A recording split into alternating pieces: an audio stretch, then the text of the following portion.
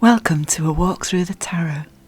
This is the Tarot Fool, card 0. He's going to meet the other 21 cards in the tarot's major arcana and get to know the archetypes which shape all our lives. The Fool represents new beginnings. The card often implies someone setting off on a journey, maybe leaving home for the first time or starting a new way of life. Being young, he's not yet bound by the wider world to act or speak in certain ways. He's free to make his own choices, but he'll need guidance, and this is the purpose of his journey through the cards. We'll explore some history around the Fool card, look at its symbols, and consider what they might represent for him on this walk through the tarot. The Tarot Fool is the archetype of an outsider. He's a wanderer, traveller, dreamer, unrestricted by boundaries or borders. There's an energy about him.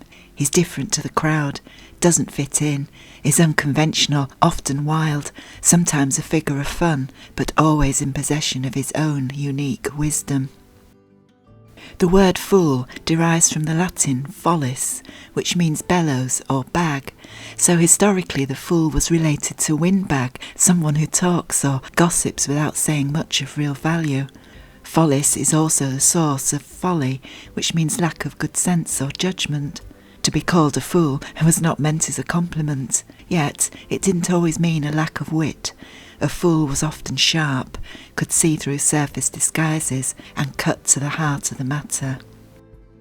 In Italy he was called il matto or il pazzo for fool or crazy one.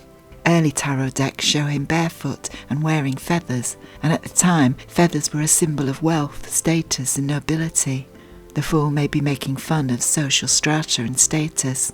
By wearing feathers he's pointing out a crown is not always a sign of wisdom. He often carried a bag and a stick, or had a white dog at his feet. The Dieste tarot shows him almost naked, genitals exposed and being teased by young boys.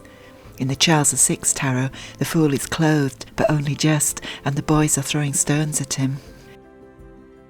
As tarot moved across Europe, in France he became le mat, or le fou, for madman, beggar or vagabond. In the French Marseillaise-style decks, the Fool looks more like a jester or harlequin, an ancestor of the Joker in a pack of playing cards today. Fools were entertainers, singers, dancers and acrobats, sometimes troubadours or storytellers, clowns or minstrels, and whereas some fools travelled from town to town, roofless and rootless, others joined groups of travelling players or even gained a place at the court of a king or duke, where they told jokes, juggled, played music, and were often known for their pertinence, telling truths to those in power that no one else dared to say.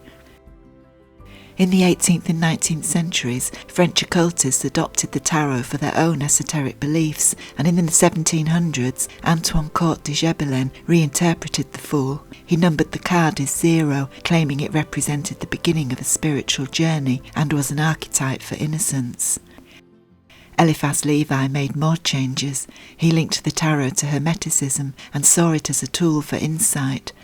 He also placed the Fool at the end of the major arcana, where he represented the wanderer who's been in search of the mysteries of life.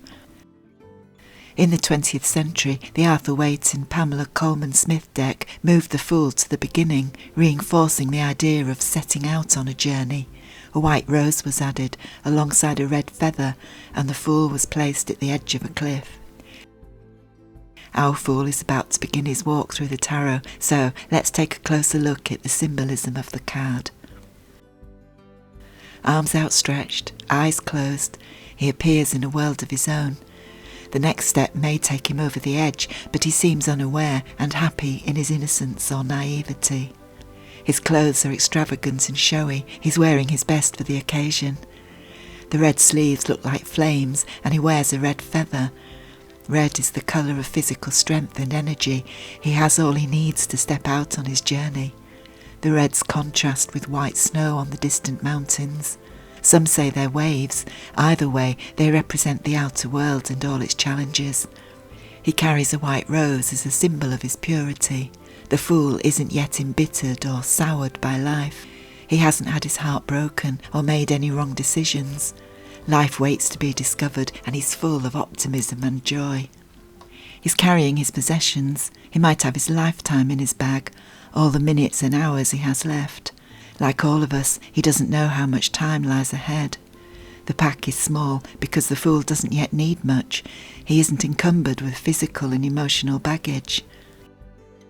It could also contain those parts of himself which are hidden beneath his consciousness. He carries his unconscious and subconscious layers, but hasn't yet opened the bag to discover them for himself. There's a cluster of stone on the right of the card. It signifies shelter or his home and represents all he's known of the world so far. The dog at his feet is up on its hind legs, tail wagging and barking to attract his attention. It might be trying to warn the young man of what lies ahead, or he could be giving the fool his blessing. The dog might represent family and friends left behind. Some will have been pleased to see him set out on his own, while others will have been full of warnings and fears for his safety. This duality is typical of tarot. It shows how everything in the world is a binary construction, such as dark and light, hot and cold, love and hate, and so on. We need to know one side to recognise the other, and every card contains the opposite of what it shows. So, let's see what messages the Fool card might contain. The Fool hasn't yet realised outer appearances are only surface identities. What we can't see also matters. He's young and full of the energy of life, but at the moment he has nowhere to direct it, no destination in mind. He doesn't yet know himself, and this is the purpose of his journey. On his walk through the tarot, he'll meet the archetypes and learn from them. He'll discover more about himself and gain a better awareness of the different layers of his personality. As Zero, the Fool symbolises the individual setting out on a new path. Decisions can be spontaneous or require a leap of faith, and the Fool is an encouragement to welcome new opportunities with optimism, to feel the fear, but still embrace the change. He can also represent initiation. As well as the entry to secret societies, initiation rituals are unavoidable in life. We all go through the rites of starting school or college, or when we change relationships or careers. The Fool could be any one of us. His walk through the tarot is a psychological as well as a physical journey. He'll learn about duality, how everything has two sides. So the Fool might represent stuckness, being unable to continue or complete, or foolishness with regard to a decision, maybe acting without thinking, rushing in without understanding the consequences. He's numbered 0, so we know this is the beginning, but 0 is flexible. It exists outside the established numerical order and can occur anywhere. And we all have those times where we feel we've been set back to 0, maybe after bereavement, a breakup, or redundancy. Those times where we need to make a fresh start. The Fool's path will be an inner as well as an outer one. He's about to enter the first row of cards. They represent his conscious awareness and the external world around him. The first card he'll meet will be the Magician. He manipulates creative energy and will show the Fool that he too has the ability to affect change. The Fool's journey is about to begin, so join us as we take the next step on a walk through the tarot.